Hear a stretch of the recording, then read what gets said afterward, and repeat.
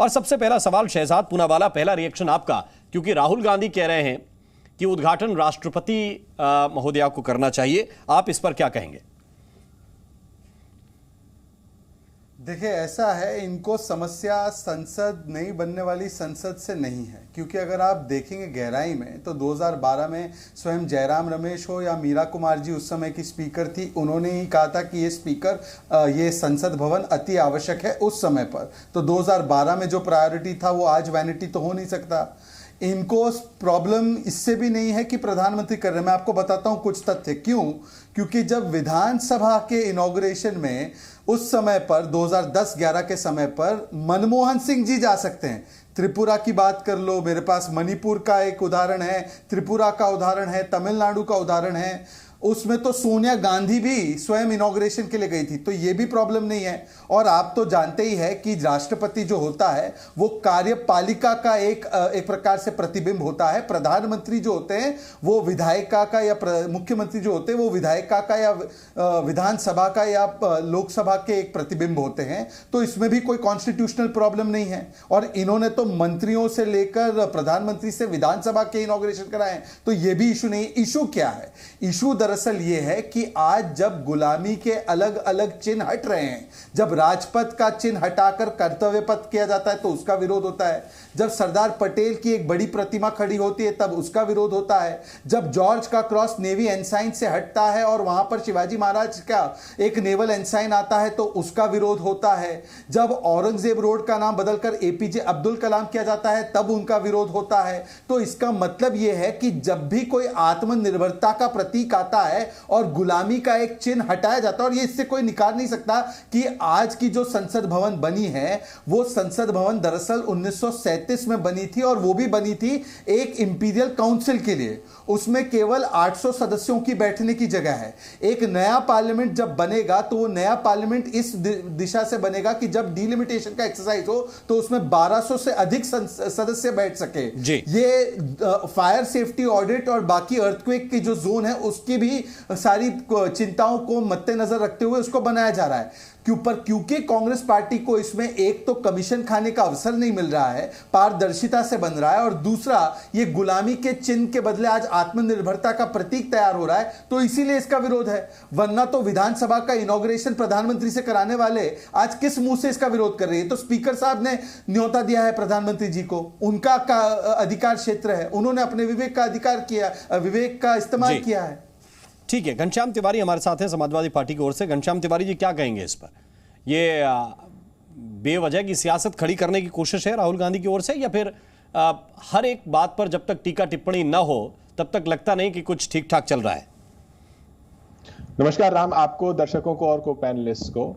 सर्वप्रथम तो मैं भारतीय जनता पार्टी की सरकार को और प्रधानमंत्री जी को बधाई देता हूं कि नई संसद का उद्घाटन हो रहा है, और इसका भी शुक्रिया अदा करता हूं कि 28 मई को कर रहे हैं, 19 मई को नहीं कर रहे, जो नाथूराम गोडसे का जन्म दिवस है। इतना तो कम से कम उन्होंने लिहाज रखा। और जहां तक नई संसद, मैं सोचता हूं कि यदि नई संसद से अगर पुरानी संसद कुछ कहे तो नई संसद पुरानी संसद से क्या कहेगी? और ये जगजीत सिंह का ये शेर गजल याद आता है, तुम इतना जो मुस्कुरा रहे हो, क्या गम है जिसको छुपा रहे हो, आंखों में नमी, हंसी लबों पर, क्या हाल है क्या दिखा रहे हो, बन जाएंगे जहर पीते पीते, ये अश्क जो पीते जा रहे हो, तुम इतना जो मुस्कुरा रहे हो, क्या गम है जिसको छुपा रहे हो। पुरानी संसद का क्या गम है? पुरानी संसद का गम यह है कि प्रधानमंत्री जी अडानी जी के बारे में बयान नहीं दे पाते, इसलिए संसद ठप रही। पुरानी संसद का क्या गम है? एक चुनी हुई सरकार जिसने 100 से अधिक वर्तमान सांसद ऐसे दिए हैं जिनके ऊपर आपराधिक मुकदमे हैं। पुरानी संसद का क्या गम है? गम यह है कि सरकार, चुनी हुई सरकार, ठोस बहुमत, वो स्वयं चाहती है कि संसद न चले। इस देश में आपको याद नहीं होगा राम कि कौन सा ऐसा कानून पिछले 3 साल में पास हुआ है जिसपे संसद में आपने एक अच्छी खुली बहस देखी होगी। पिछले 20 सालों में जितने ऑर्डिनेंसेस नहीं आए थे, ये सरकार 2 साल में ले जाती है। और दिल्ली के केस में आपने देखा है किस तरीके से सुप्रीम कोर्ट की धज्जियां उड़ाते हुए सरकार ऑर्डिनेंस लाती है, क्योंकि लोकतंत्र में उसका तानाशाही रुख बरकरार रहे। तो प्रधानमंत्री जी नई संसद का उद्घाटन कर सकते हैं। नहीं घनश्याम तिवारी, ये तो आप ठीक कह रहे हैं कि नई संसद का गम क्या है, पुरानी का गम क्या है। अच्छा, ये जो प्रणाली है उस प्रणाली में क्या कोई परिवर्तन होने वाला है?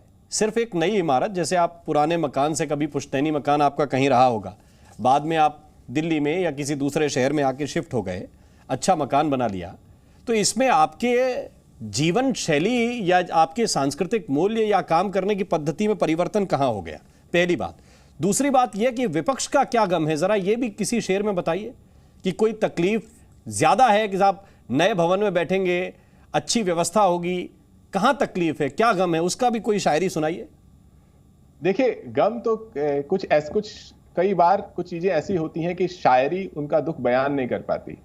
जब देश में लाखों मजदूर पैदल चल रहे थे, सरकार उन्हें 1 रुपए दे नहीं पा रही थी, ट्रेन में मजदूर बैठे बैठे मर जाते थे, सरकार आंकड़े नहीं दे पा रही थी, उस समय हजारों करोड़ के बजट से संसद को तैयार किया जा रहा था। जो भी आलोचना हुई उस दौर की आलोचना हुई। जिस संसद पर पुरानी सरकार ने तय किया था, वो नई सरकार को अवसर मिला है उसका उद्घाटन करने का, यह उनकी खुशकिस्मती है। लेकिन अगर आप उस दौर में हजारों करोड़ खर्च करते हैं, और जहां तक कार्यशैली की बात है, 2 बातें स्पष्ट हैं कि देश आज एक आधुनिक युग में है, टेक्नोलॉजी है, इसलिए आवश्यक है कि नई संसद में टेक्नोलॉजी की नई व्यवस्थाएं हो। लेकिन एक और बात अहम है, वो ये है कि संसद चलनी तो चाहिए, देश के संसद चलनी भी चाहिए। शहजाद पूनावाला आपको रिस्पॉन्ड कर रहे हैं। शहजाद पूनावाला बताइए। हाँ, देखिए, क्योंकि उन्होंने एक गाने का जिक्र किया या उन्होंने एक जगजीत सिंह के उस गजल का जिक्र किया, तो नई संसद भी पुरानी संसद और पुरानी संसद में बैठने वाले अलग अलग तत्वों को क्या बोलेगी, छोड़ो कल की बातें, कल की बात पुरानी, नए दौर में लिखेंगे मिलकर नई कहानी, हम हिंदुस्तानी, अब पुरानी जंजीरों को हम तोड़ चुके हैं, ये गुलामी की जंजीरों को हम तोड़ चुके हैं, क्या देखे उस मंजिल को जिसे हम छोड़ चुके हैं। तो कुछ लोग जो है पुराने पारिवारिक काल में ही रहना चाहते हैं, जंजीरों के और गुलामी के काल में रहना चाहते हैं। और जहां तक बात है कोविड काल के बाद की, तो हाई कोर्ट और सुप्रीम कोर्ट तक गए थे, वहां पर इसको प्रोजेक्ट ऑफ नेशनल इंपॉर्टेंस कहा। पर घनश्याम जी, उसी समय पर महाराष्ट्र में एमवीए की सरकार 900 करोड़ का एमएलए हॉस्टल बना रही थी, नई संसद भवन 850 crore, high court supreme court की मुहर, पेटिशनर्स को फाइन। महाराष्ट्र की उस समय की सरकार 850-900 करोड़ का एक एमएलए हॉस्टल बना रही थी, उस पर आपने एक टिप्पणी नहीं की कोविड काल में। राजस्थान की सरकार ने 250 करोड़ का आलीशान कॉम्प्लेक्स बनाया एमएलए के लिए, उस पर आपकी टिप्पणी नहीं आई। इसीलिए मैं कहता हूं कि संसद भवन तो नहीं है, घनश्याम जी की हिपोक्रेसी तो बहुत पुरानी मालूम होती है। ठीक है।